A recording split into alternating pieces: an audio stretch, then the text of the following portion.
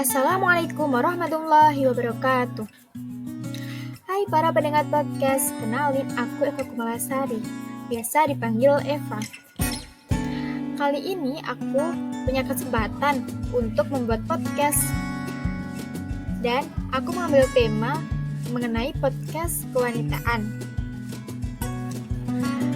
Nah, pada kesempatan kali ini aku akan bahas mengenai pertanyaan-pertanyaan seputar haid atau pertanyaan yang biasa ditanyakan oleh para wanita saat haid maupun setelah haid. Oke, pertanyaan yang pertama, apakah ada larangan memotong kuku atau rambut saat haid?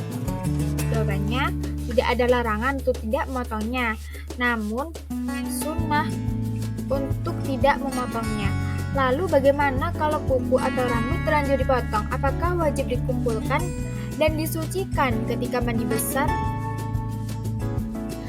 Nah, hukumnya tidak wajib disucikan, namun sebaiknya rambut atau kuku yang dipotong atau rontok dikumpulkan agar tidak dilihat oleh selain mahram. Karena kuku dan rambut yang sudah terpotong masih dihukumi aurat.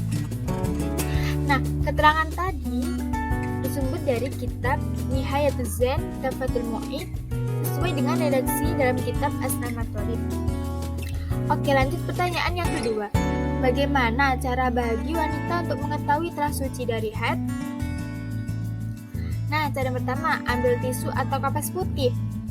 Yang kedua, colekkan tisu atau kapas pada farji atau vagina. Hal itu dilakukan sebelum istinja atau cebok. Yang ketiga, jika masih kuning atau keruh maka masih dihukumi haid. Yang keempat, jika sudah ada cairan bening atau pada kapas atau tisunya itu kering maka boleh mandi atau bersuci. Nah, keterangan tersebut bersumber dari Majmu' ala Syarhil Muhadzab juz 2 halaman 543 dan Ibanah halaman 31. Nah, pertanyaan yang selanjutnya, bagaimanakah hukum berdiam diri dalam masjid, termasuk belajar, majelis taklim dan sebagainya bagi orang yang sedang haid, bagi wanita yang sedang haid? Nah, jawabannya, pendapat yang kuat itu mutlak haram karena pendapat ini mengandung ihtiyat atau kehati-hatian.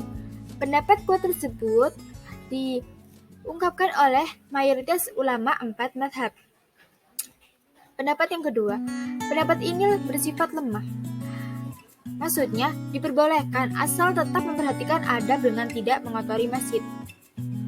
Keterangannya, jika hanya lewat, misal untuk mengambil sesuatu, maka boleh jika tidak khawatir darah menetes, dan haram jika khawatir menetes.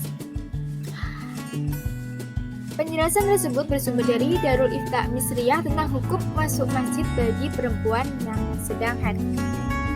Nah, pertanyaan yang selanjutnya, bagaimanakah ketentuan qada sholat ketika datang atau berhentinya haid?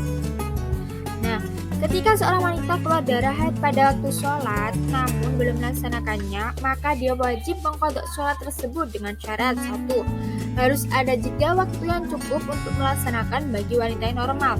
2. Harus ada jeda waktu yang cukup untuk melaksanakan sholat dan bersuci bagi wanita yang beser. Kemudian, ketika suci atau berhenti sebelum keluarnya waktu sholat, walaupun tersisa waktu yang cukup digunakan takbiratul ihram saja, maka wajib melaksanakan sholat tersebut. Begitu juga diwajibkan mengqada sholat sebelumnya, jika bisa dijamak. Nah, keterangan-keterangan tersebut kebanyakan saya ambil dari Instagram Daily Haid.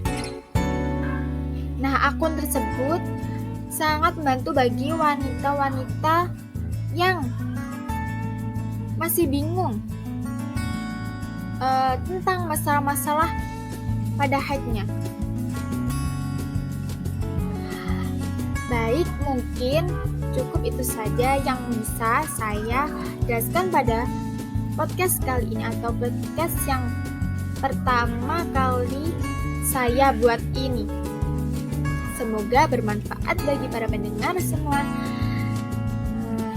Terima kasih. Wassalamualaikum warahmatullahi wabarakatuh. Oh ya, sedikit tambahan. Semoga kalian tertarik dengan podcast sama kalian saya buat ini ya. Iya, pesan dari saya. Jadi para wanita jangan lupa untuk mencatat haid kalian, mencatat berapa lama kalian haid, kemudian suci berapa hari, haid berapa hari, itu sangat penting ya.